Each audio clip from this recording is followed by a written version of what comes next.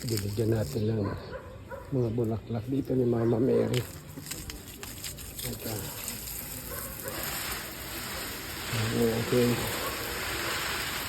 Ang ating patnubay.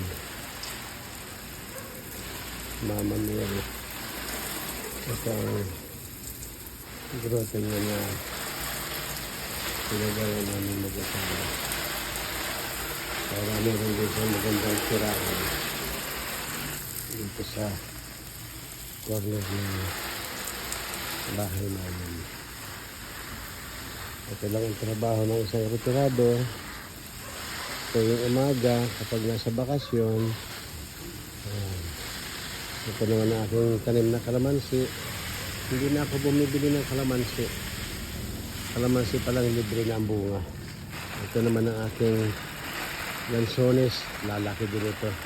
2 taon pa siguro mamumunga na ito. Ito ang aking mga halaman dito. Ang mga dinidilig ko. Okay. Ito. Ayan. Maraming halaman. Marami rin silang marami rin silang mga namumulaklak na. At bigyan natin sila ng layang mabuhay. Tulungan natin silang mabuhay. Tulad din sila ng tao. Gusto rin nilang mabuhay. At bigyan din natin sila ng kanilang pagkain katulad ng mga fertilizer. Ayun ang aking darling, nasa malayo doon. Kumakaway.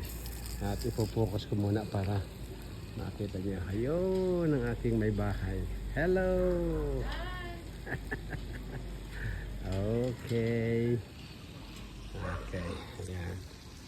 Good morning po sa ating lahat. Good morning Pilipinas.